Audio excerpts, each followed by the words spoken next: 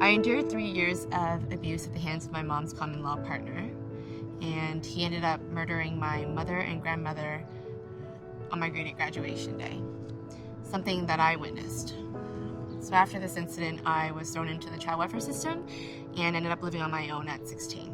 I ended up in care when I was 14 years old. I ended up in a all-girls teenage foster home from the ages of 14 through 19. During my time in care, I experienced a lot of vicarious trauma because I saw things that were happening to the girls. There were things happening in my own life. I had a very difficult time attending school. I went to 5 different high schools. And when I aged out of care at 19, I actually had a diagnosis of post-traumatic stress disorder. Being a 16-year-old living on your own, there's going to be a lot of challenges. Housing, finances, and you're also trying to manage and deal with your own trauma and grief. It gets more expensive to live in Vancouver every single year. It's harder to find good work. You need to have a really good education under your belt in order to be able to be competitive, to get a job. All of those things are pressures that family face, and their children end up going into care because of some of those pressures. Less than half of the children and youth in care actually graduate from high school. You can imagine how difficult the journey is going forward from there. And with the funds that HSBC Bank has given to us, we've been now able to reach thousands of children in every part of Canada through the National Transformation Project, providing tutoring support, technology assistance, counseling, paying for fees if there are charges for writing tests like the LSATs, for example.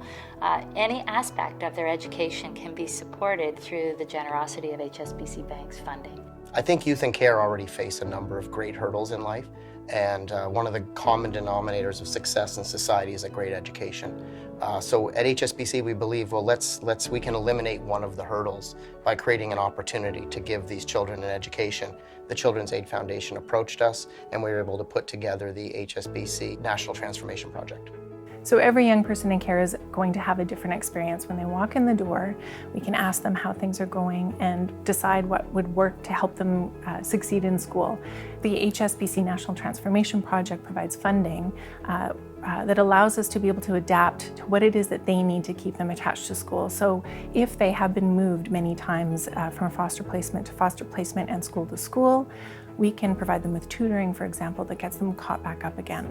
I'm thankful for any organization that notices and takes an interest in the youth and care community. I want to raise awareness about these issues, and so when we see businesses taking initiatives like this, it's just great all around. So now at the age of 22, I feel like sky's the limit. You know, because of HSBC, I've been able to really immerse myself in my movement practice and continue with professional development workshops, and now I'm teaching and performing aerial and dance. So I'm no longer limiting the vision that I had for myself before.